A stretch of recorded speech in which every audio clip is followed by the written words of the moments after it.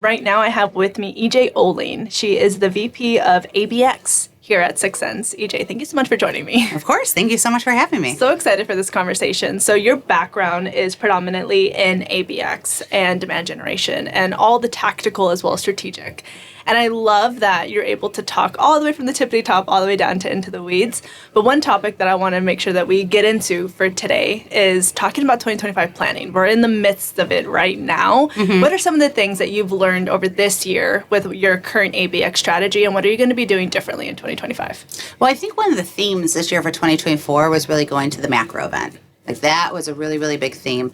So we took ideas in 2022 where we were trying to get broad, everyone was kind of getting back in the play, and we were really trying to target a lot broader of an audience than we had. So 2024, I felt like we were kind of getting into doing more targeted, doing that ABM.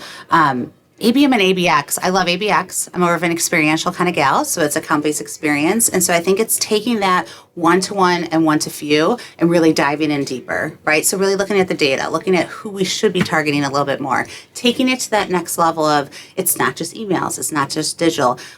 We were so focused on virtual for so long. Now everybody's kind of in person. So finding that really good experiential blend, I think, is going to be my theme for 2025. Like, how do you do a program approach of a little bit in person, a little bit digital, but using the data to really, really drive home like who you should be hitting at the right time. And I actually agree with you there. A lot of the success stories that I've been hearing from an ABX standpoint is deploying more intimate like roundtables or executive conversations, both virtual as well as like flying out on a roadshow. Like those type of events right now have been hot. And they're huge pipeline drivers too. Absolutely. And I think it's, not everybody is going into the office anymore, right? So it's really trying to find people at the right place and where they're located too. So we have this great part of our sales intelligence platform that tells us where you're sitting in seat. 6sense is, our headquarters is in San Francisco. I sit in Chicago. So now we're able to say, cool, I'm going to look at my late stage opportunities. I want to look at this target persona and I want to know who is in XYZ city.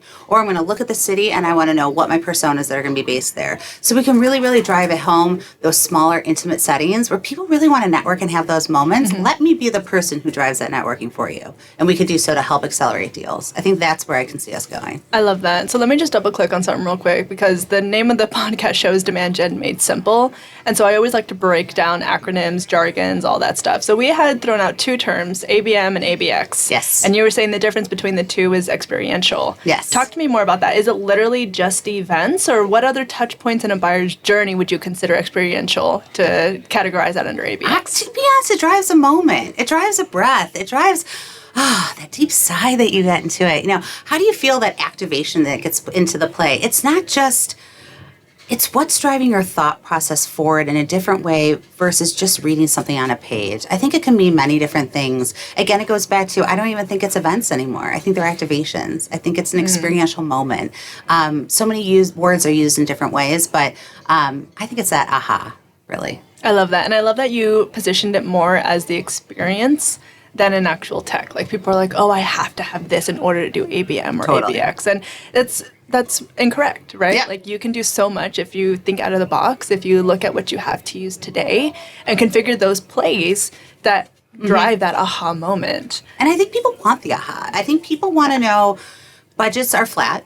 Right? Our budgets are, maybe we're going to call it zhuzh. I had a call earlier. We do a little zhuzh a lot in ABX when we look at our budgets. So how are you going to spend your money the right way at the right time? And I think having the right platform, having the right tools behind it, making sure that you're looking at the data the right way and that you're targeting your audience the right way, you're going to get the right ROI. Like you need...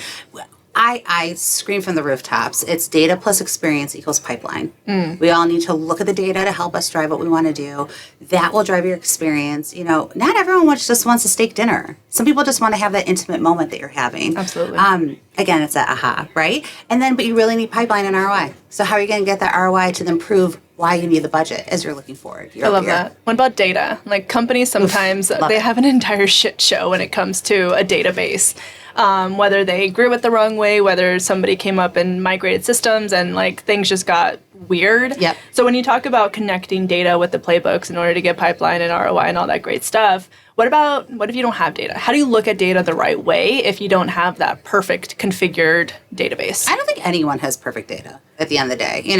I think it's looking at the data is going to help you prove the point. I think a lot of people will say, I want to target these accounts, or I want to look here, or I want to do this. If you can look, we look into 6sense, right? So we look into 6sense and we'll see who's actually really engaging with you. What are they engaging with? So having our platform, it's able to kind of look into your crystal ball and show you that data. Mm-hmm. And again, that eliminates the conflict of this is who you should be talking to versus the why you should be talking to them. We can uncover the why, and that is our data that does that way. So when it comes to data, I think it's like cleaning up who's a current contact, making your, CRM's a hard place, and we all know that in general, but I think ultimately trying to find that balance of we as marketers to kind of drive down what lane we should be looking at for data. I love that. And really understanding how to read data. You touched on that a little bit, like just having the skill set. And I always tell everybody, if you don't know how, go up or go out. Go up to your boss and see if they know how, if they know the answer. If you don't, go out to your network. Find somebody who does. But don't get stuck in just the gray area of not knowing. Find a way to get an answer. You got to zhuzh. Zhuzh. There you go. That's going to be the key word for today's podcast. Absolutely. Zhuzhing with EJ Oelling. There you go. Here we go. I'm going to literally make that the title of this episode. I love it.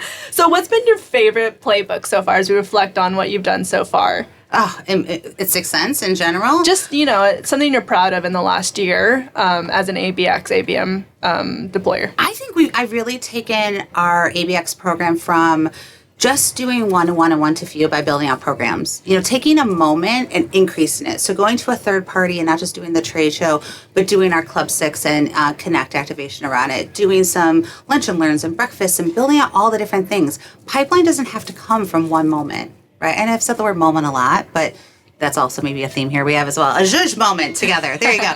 But I think it's like building out that program because at the end, when I'm looking at the pipeline and ROI, I'm not just looking at those individual plays, I'm looking at the larger play. So if you have a team that can really, again, use the data and help drive those macro or micro experiences there, you're ultimately going to get the return on investment. So it's okay to do small, but do effective and efficiently. Yeah, I wholeheartedly agree with that. I love it. I know we're coming up close on time because we got to squeeze in a little bit of the itinerary. What is one thing that you think that demand gen marketers should implement in 2025 as we're talking about planning and, building 25 budgets? Partnerships. Have partnerships with sales, partnerships with other partners in your ecosystem. I think it's all about is a collaborative sport that we're doing in marketing. So looking at your data, again, huge part of it, but really working with the different parts of teams in your organization. How are you both or how are you all going to work collectively together to get a goal? I think that's a huge part of it. Mic drop. There we go. Awesome. Thank you so much for having me. No, thank you. Just do a quick, who you are, background, where to find you. Absolutely. EJ Oelling. Find me on LinkedIn. So excited to be here. I appreciate it. Thanks for joining me.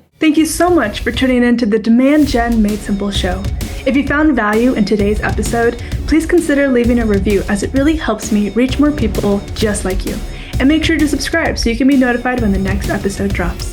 Thank you, and see you next time.